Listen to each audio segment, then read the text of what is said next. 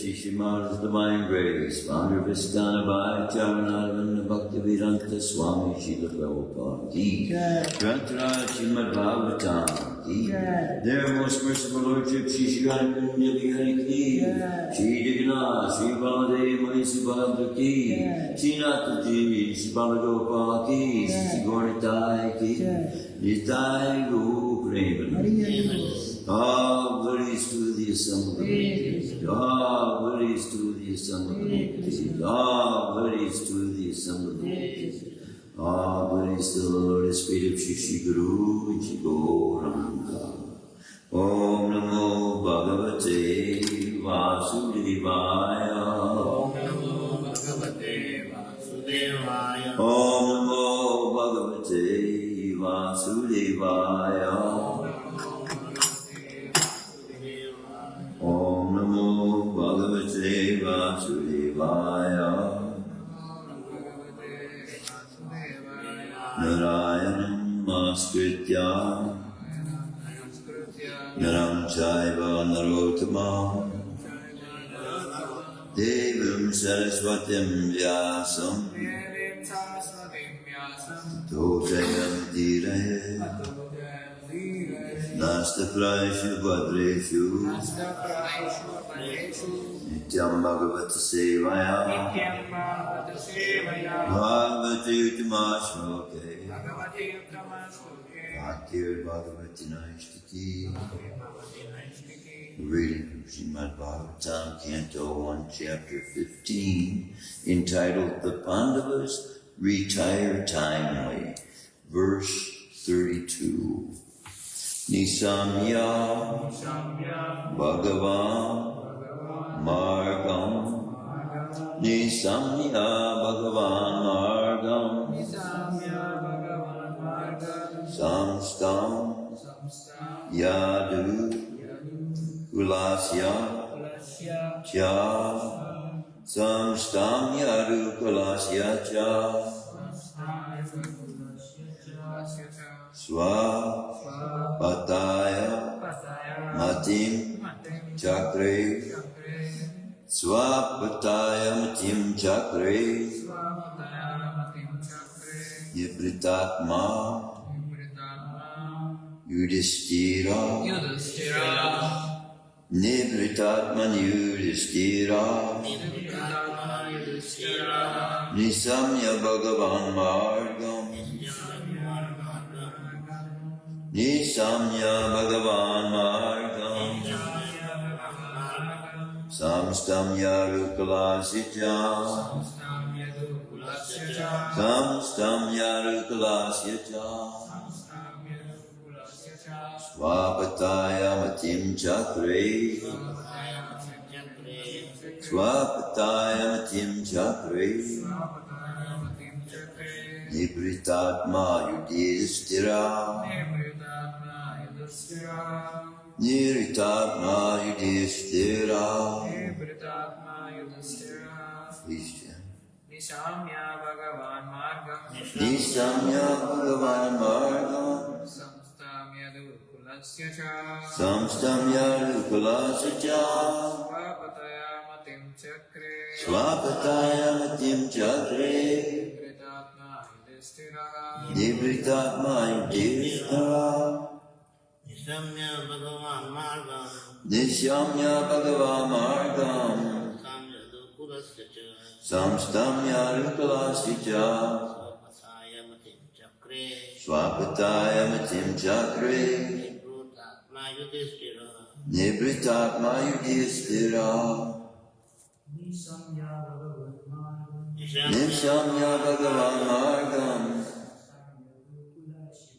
Samstam Yarukalasya Cha Swapataya Matim Chakre Nibritatma Yudhiṣṭhira. Nisamya Bhagavan Margam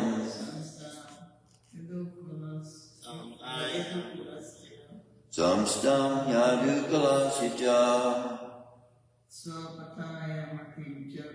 Swapataya Matim Chakre Nibritatma Yudhiṣṭhira. Nisamya Bhagavan Margam Samstam Yarukalasya Cha Swapataya Matim Chakre Nibritatma Yudhiṣṭhira. Nisamya deliberating Bhagavan regarding the Lord. Margam the ways of his appearance and disappearance. Samstam and Yadu Kulasya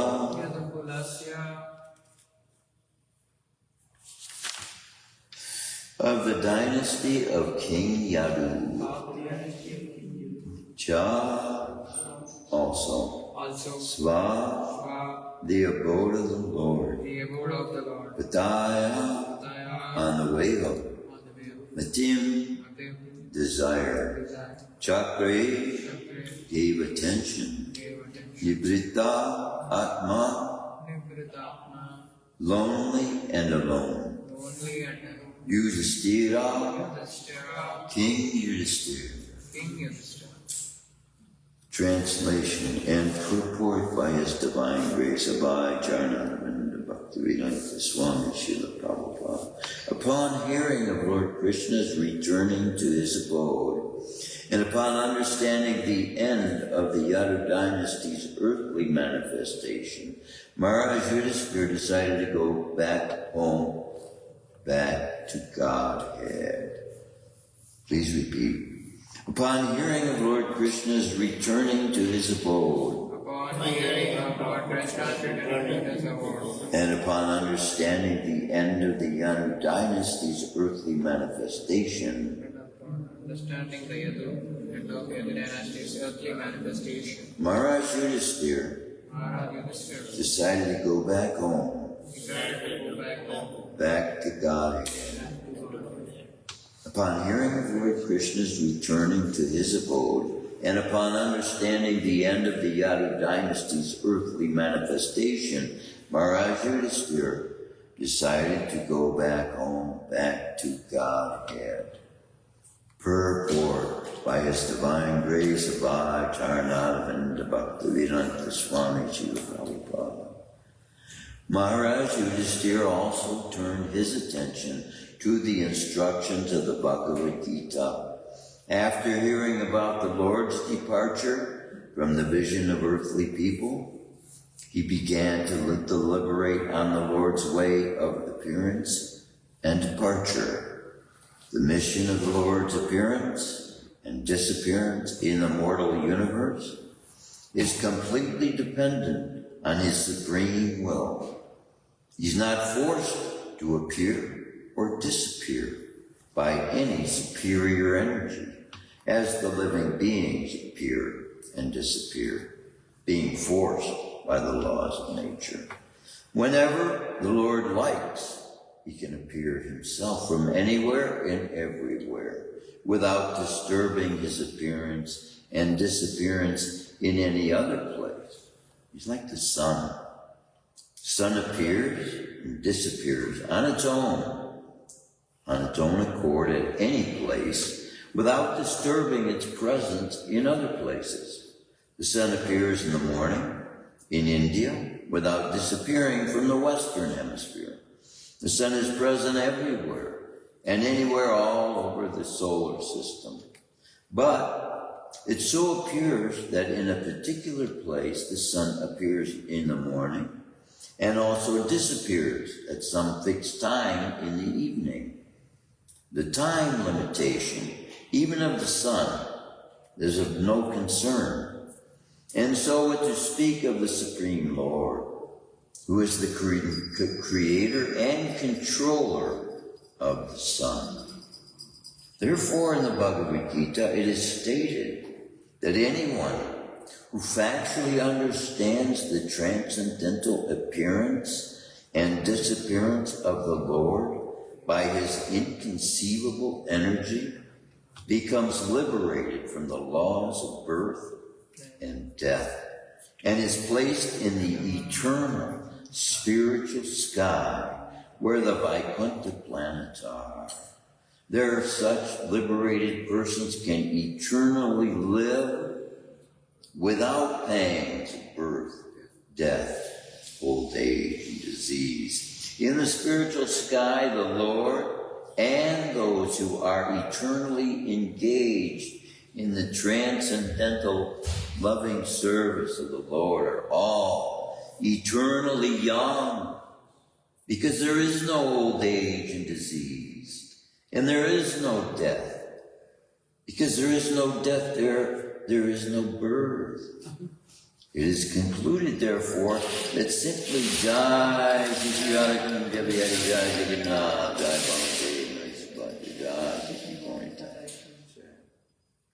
with their presence is glorious light. That simply by understanding the Lord's appearance and disappearance in truth, one can attain the perfectional stage of eternal life.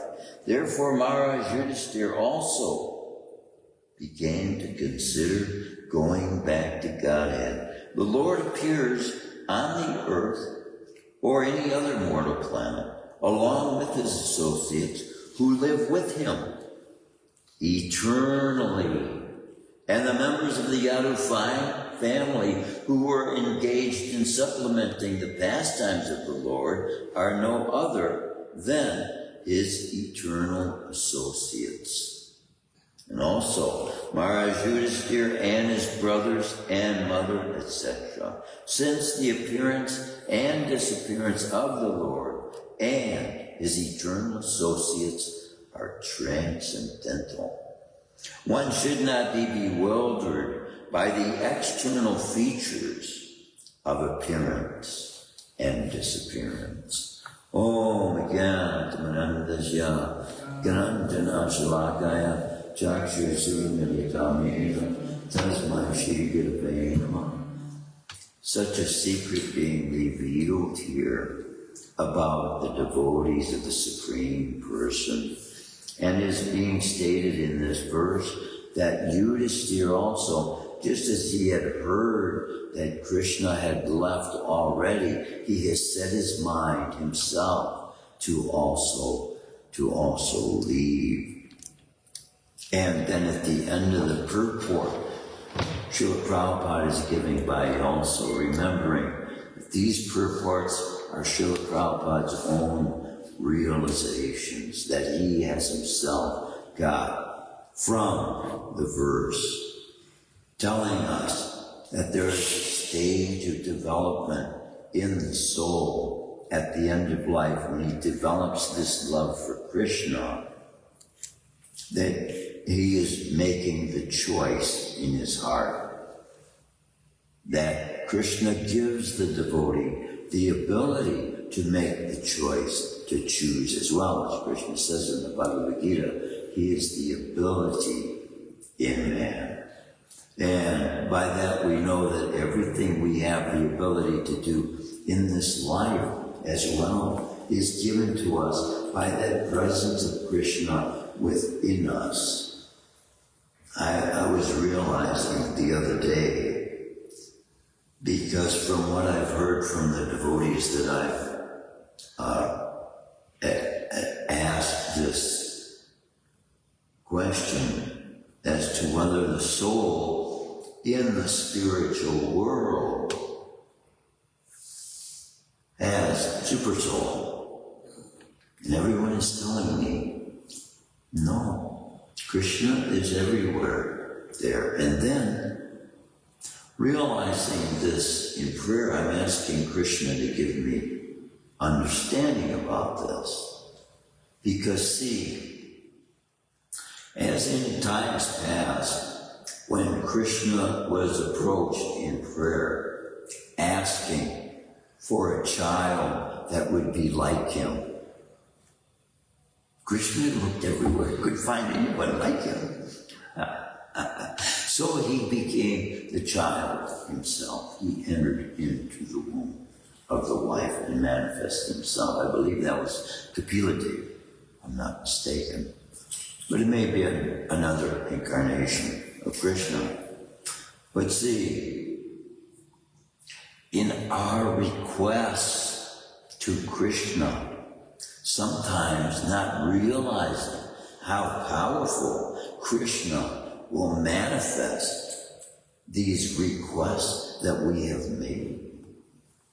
And so when we look at the fact that Krishna has himself come into this material world with us, many of us have fallen into this place of the material world because of the desire to be the enjoyer, the desire to enjoy. And when we look upon the creative form of Krishna, when the gopis look upon that creative form of Krishna, they're asking, Mahavishnu, where is Krishna? In my own personal experience and from realization, I have come to believe that some of us have gotten into this material universe by seeing the glorious body of Mahavishnu, from whom all these universes are emanating, and by simply seeing that, wanting to enjoy the beauty of that body, thinking that body to be for our own pleasure. So, in the same way, wanting to enjoy the same way that form of Krishna is enjoying. The only way for us to be able to do that would be for Krishna to come with us. You see that? How that is a desire that might seem to be of a pure nature, because Krishna is glorious. But when it is tinged with a desire for our own pleasure, then it is tainted. And that's what's brought me into the material universe. The tainted desire that I have to find pleasure. And then, by study of the Vedas, every morning, reading Srimad Bhāgavatam, the Gita, learning from the transcendental literatures, and coming to learn that we are not these bodies, then we come to realize that the body itself is made of the substances that we were looking for in the material world to be satisfied with. That which satisfies the tongue, that which satisfies music in the form of that which satisfies the ears, and pleasurable speaking for that which tickles the ears to make us laugh, and these things. We're seeking this as a form of pleasure in the material world from people who are taking the profession of being quote-unquote comedians, actors, and that. Misusing that, if they're not using this life to reveal the transcendental nature of Krishna, then basically the life is being wasted. And at best, it will gain some place, possibly in the heavenly realms. So, what Krishna is revealing is how to get back home to Godhead, where we came from originally. And this verse is revealing how all of Krishna's acquaintances had this in their consciousness with them to know by Krishna's association. And so too, we have by Lord Chaitanya's association, which he is giving us through this writing of his disciples, entitled Sri Chaitanya Charitamrita, in which Lord Chaitanya reveals for us also to have this very intimate, most understanding that Krishna gives by inviting once again back home to his home all those that he had personal contact with as friends and relatives that he wanted back home. From what I understand, as seen by Yudhiṣṭhira in the Mahārāja and revealed in the Mahārāja, that Yudhiṣṭhira got a glimpse of Duryodhana enjoying the pleasures of a heavenly environment after his life.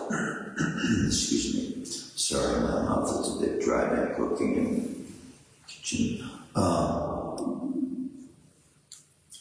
And at that very moment was the time, see, that would be the real hell, that Yudhiṣṭhira was in effect put to the experience of smelling hell, simultaneously being able to see Duryodhana experiencing heavenly pleasures, which prompted him to ask Krishna, Krishna, we've been with you all of our lives, loving you like that all of our lives, and here's Duryodhana, the envious and the deceitful, and so many he was recognizing all things.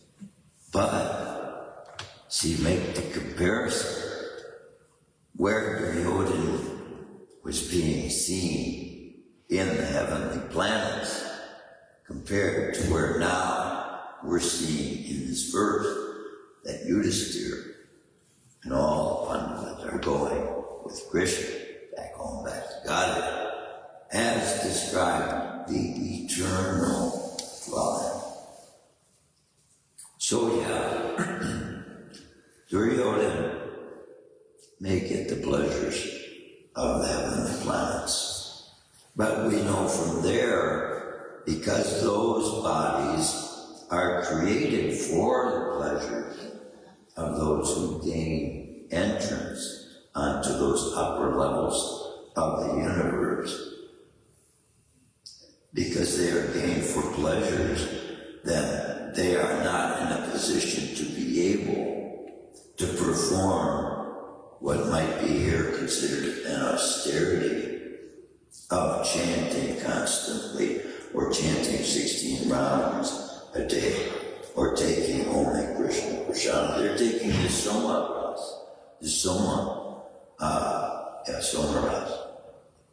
That gives them long life in the heavenly planets, if they're qualified to taste it.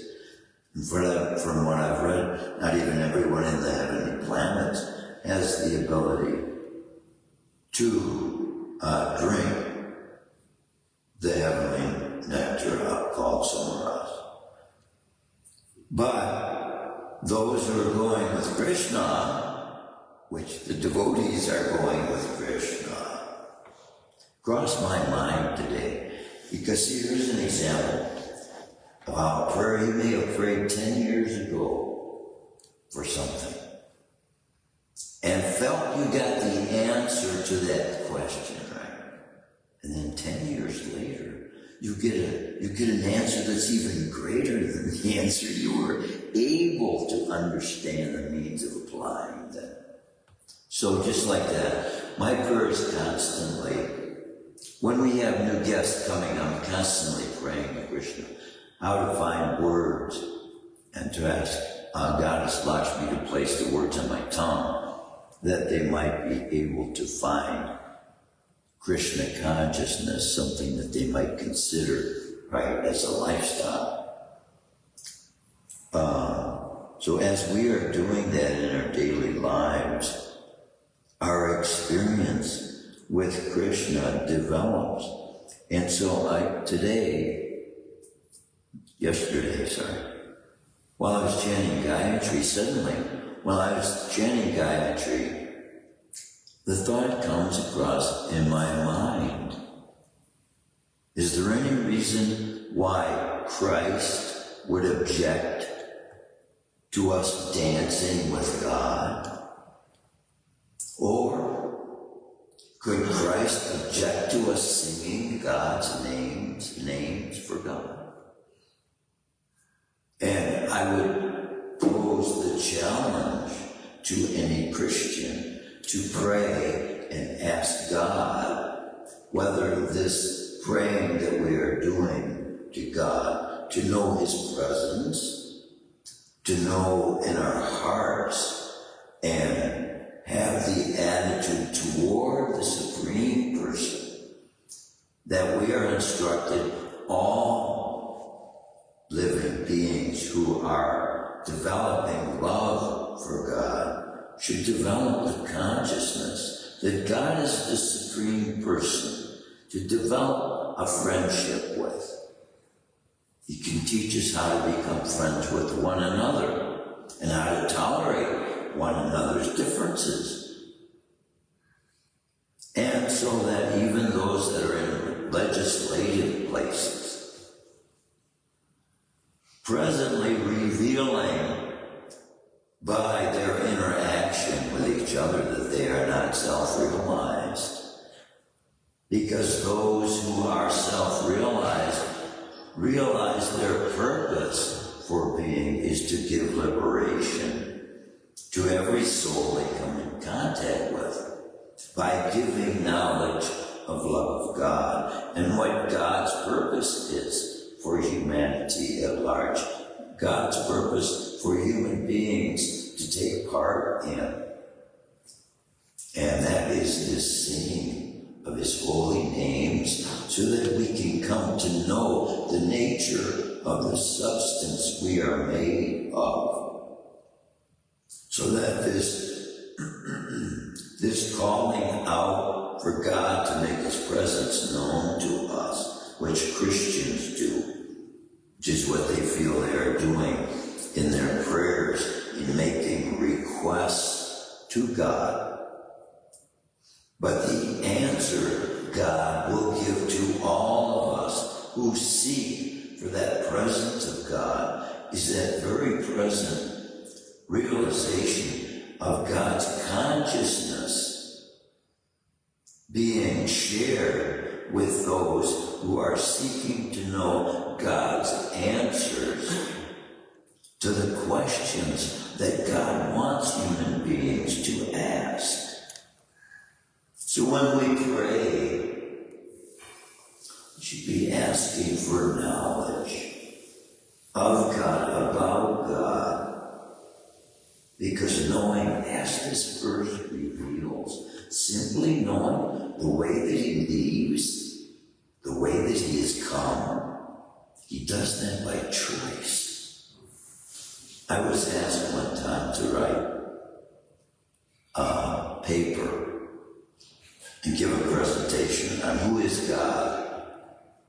And from this verse giving me the instruction, I wrote, because this verse reveals that simply by knowing the nature of Krishna's appearance and disappearance, the soul that knows this gains liberation.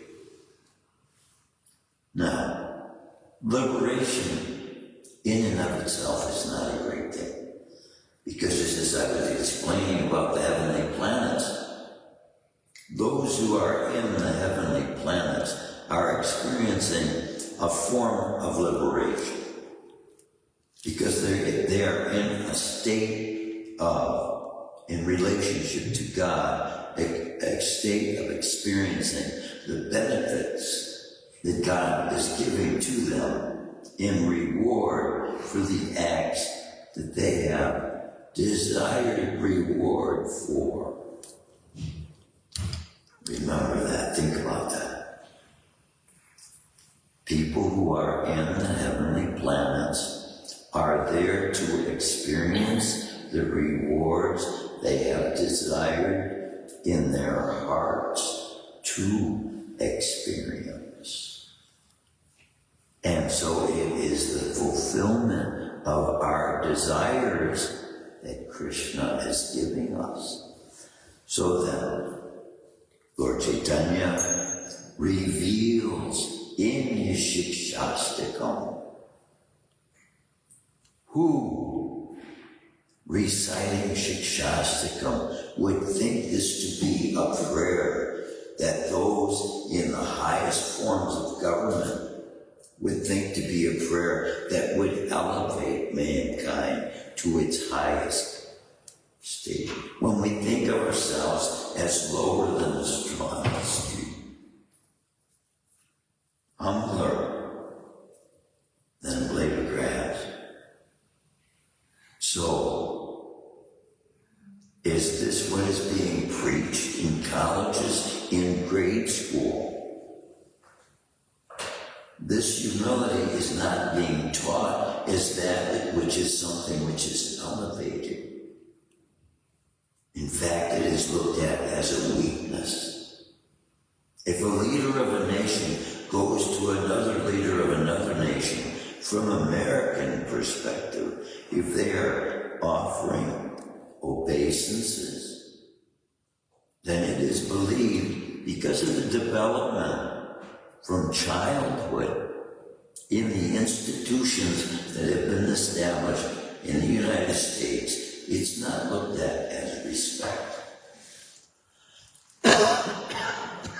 Excuse me. It's looked at as weakness, as an admittance of surrender But that is what it is, an admittance of surrender, actually. But who the devotee is surrendering to is the Supreme Person that, in fact, is present in all forms of life that are manifesting, in order for life to experience that desire which that form of life, which we call the soul, has itself developed. Now we look at plants, Who thinks of a plant as having previously had a desire? Then we go up to a tree and say, you got here because you wanted to. Well, not every plant is the same. And even within families of plants, you will find every species produces individuals. Within each species, every plant grows different ways, is subject to different places of the sun, subject to different climate changes, subject to different forces, people dealing with it differently. And so every plant, every form of life that there is, retains its individuality and is manifesting according to previous desire, developed, beginning at preliminary stages of seedlings. We have desires in us that are little tiny seedlings, not yet fully matured. We want things, but we don't want them to the extent that we yet get them yet. We put off. But then those fruits fructify in the future. Desire is itself a seed.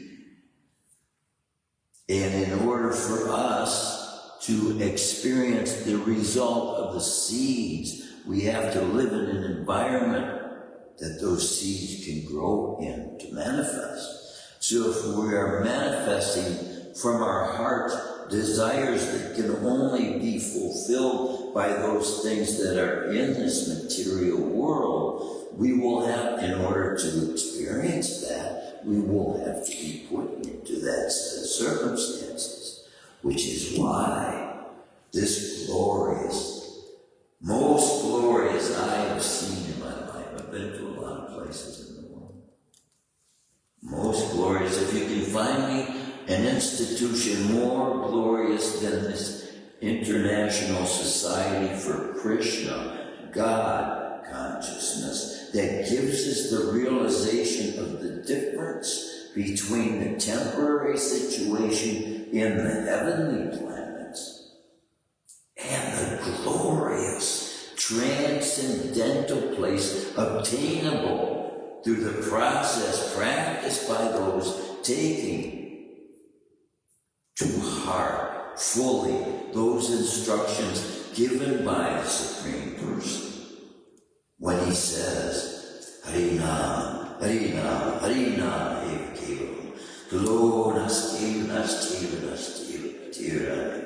do you want to chant forever? Do you want to live forever? If you're going to live forever, you can live singing forever. Do you want to be happy forever? Krishna is telling us the way to experience the highest forms of happiness is by, and he's revealing a secret in this mantra, by this chanting of the Hare Krishna, Maha. Not only Maha, it is the greatest of all mantras. Why? Especially for now. Because now is the time he has placed all of his spiritual energies in this transcendental experience for us to gain. And here is one of the secrets that you will experience yourself in the tasting of the chanting of these names, is that it is itself the fulfillment of what it is a plea for. The soul is longing to be complete, to know perfection, to know beauty in its 100% form, to know mercy, to know love in its completeness. The soul is longing for that. In all of its activities in the world, it is looking for love. It is longing to be fulfilled. And Krishna, the fulfiller of all. Can you imagine how many prayers in all of the existence of human beings, in all the hearts of human beings that have ever existed? Can you imagine how many prayers have ever been prayed? And so, Super Soul being with every single living entity awards those prayers. That's the power of God. And that's the power of God that we are tapping into. But the very secrets of opening the powerhouse, the storehouse that God has put all of his energy into. And that's what this Maha Mantra is. And so, we use a lot of our time to do other things.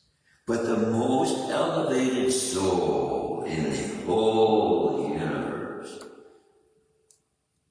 Harinam, Nam, Sankirtanacharya, Namacharya, Haridas Thakur, Sri Brahma, himself even, we could say, when Brahma comes here to take part in pastimes with Krishna in the form of Namacharya, he shows us what the most beneficial experience human beings can have. What most beneficial human beings can have, to the extent that they can come to the place that all they have to do is sing. All Krishna asks us in this giving of the Dharma for the age, of this age, for this age, is to sing and dance. Does anybody object to singing and dancing with a pure heart?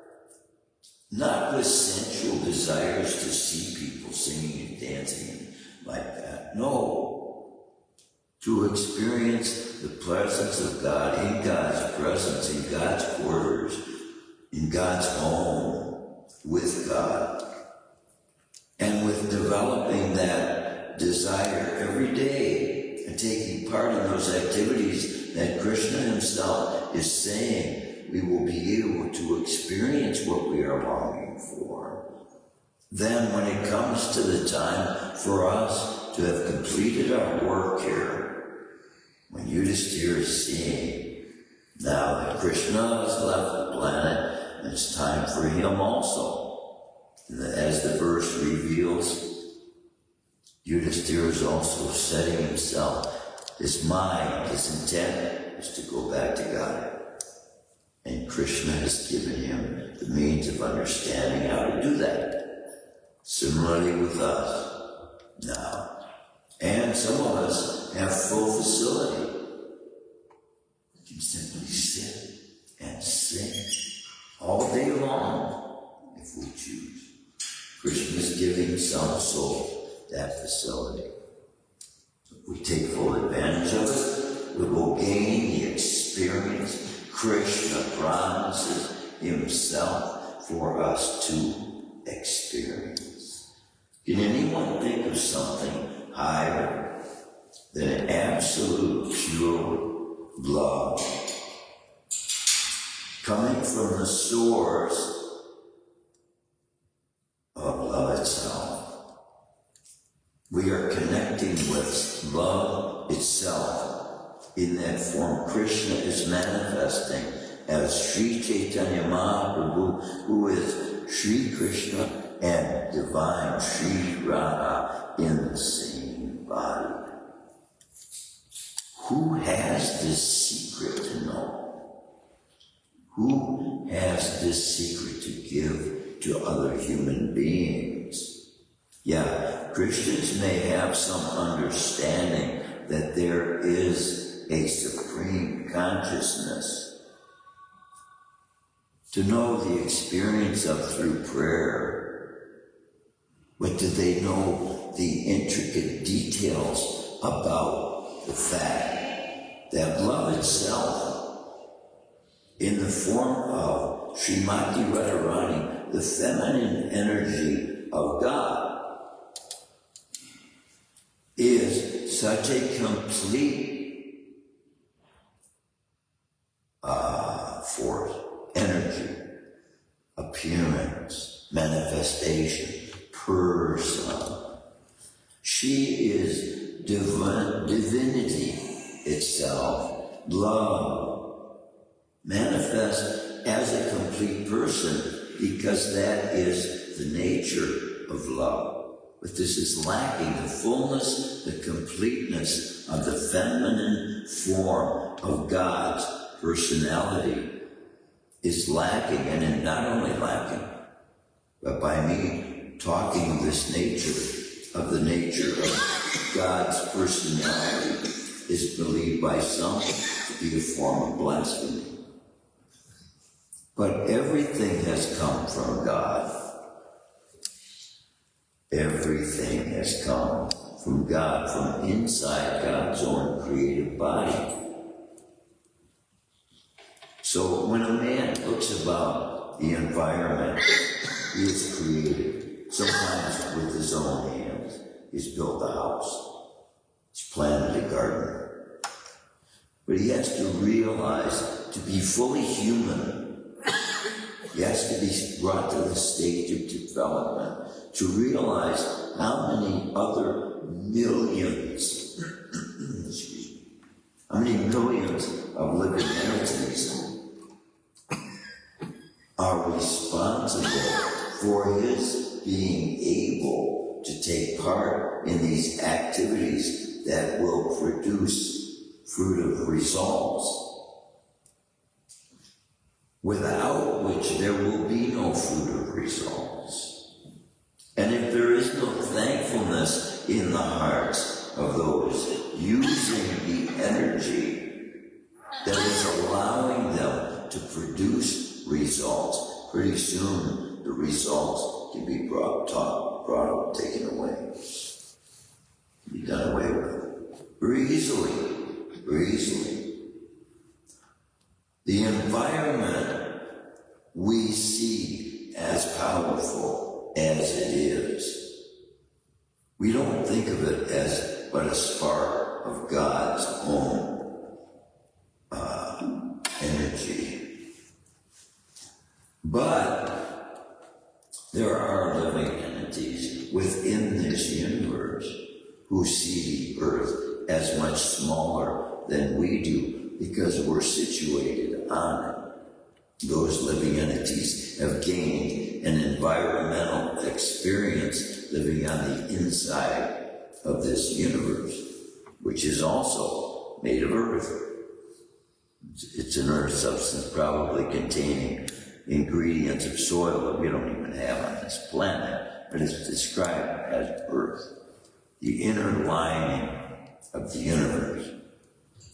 Now, if we look at the planet we're on and the bodies that we're in and the size that those bodies are in relationship to the planet, we will see that the planet itself is restricted to a certain size. You couldn't have a 10,000 tall human being on a 24,000 circumference planet. But on the inner lining of the universe, by evidence of the Vedas, we have living entities big enough to be able to actually submerge the Earth planet into the causal ocean. And so, Vedas open our consciousness up for us to understand how far beyond our imaginations reality is. Children get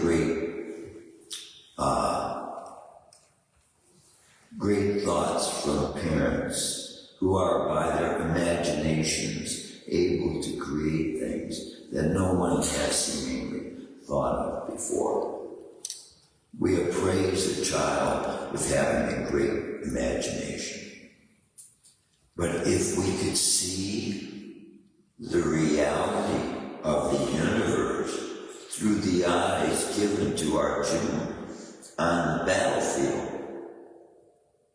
which simply reading Bhagavad Gita will give us, to the limited extent we allow our own consciousness to be taken over by the Supreme Person who is sharing the mind we have with us, who is sharing the body we have with us. In fact, this body that we are using, it's not actually our body. All the minerals and elements that make up this body have the ability to make up this body because we've taken from the earth. And all that earth was there before we got here. It's not our earth. It's not our body either. But the one to whom the body belongs reveals to us how he wants the body used. And he gives us assurance that if we do that as he has explained, just like Yudhiṣṭhira and all Krishna's friends, they will be able, at the time their lives have completed their purpose, to turn their attention back to home. That's where we're longing to go. And in all of our efforts to make a home here, we are revealing what we would like home to be. But the saying used to be, Ford has a better idea. That may be true regarding cars, but Krishna has a better idea regarding human existence. And that's what he's calling us back to. In this verse, Krishna is saying, come on back home, finish your work, and come back home.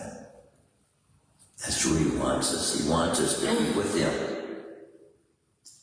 And when Mahārāja Yudhiṣṭhira's prayer is answered, Krishna answers prayer, then that generation of the universe will be taken back home. Now we have a glorious future to look forward to, because we haven't seen home. We don't know what home is like, unless Krishna gives us the eyes to see home. We haven't even barely got the eyes to be able to see this universe properly. We can't even see the sun for more than a few seconds without drawing tears so painfully it blocks our vision. But what to speak with the spiritual world, where every planet is as huge as our universe, and every soul more glorious than millions of our suns. Time is running out for class. But class can continue with us throughout the day. We can look at every day as a class, actually.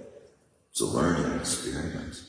Every moment, every precious moment that we gain access to the Supreme Person is a treasure to be gained. What a treasure we have, this human life, to be able to have the consciousness to realize that the being from whom all life is coming has given us a means to know how to experience life eternally in its most glorious form. That's Krishna consciousness. Any comments, any questions, any realizations anyone like to share? The fullness, Brahma-jyoti, some get light from reflection from that.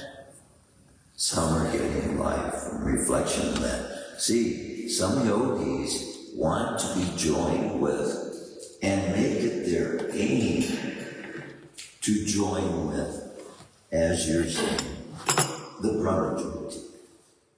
And what the realization brought about in the description of the creative body from which all universes are emanating is that emanation of those universes is but his aura.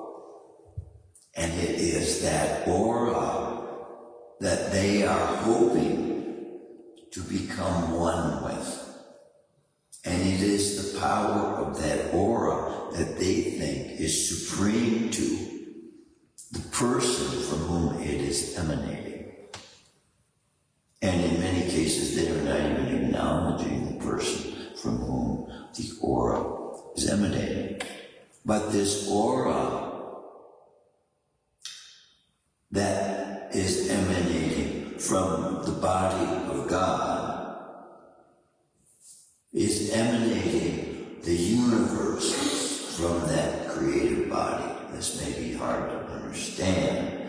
This is why I've been saying reality is beyond imagination, in the sense that it is something that it requires the Supreme Person himself to reveal to us personally, to know the reality of the universe.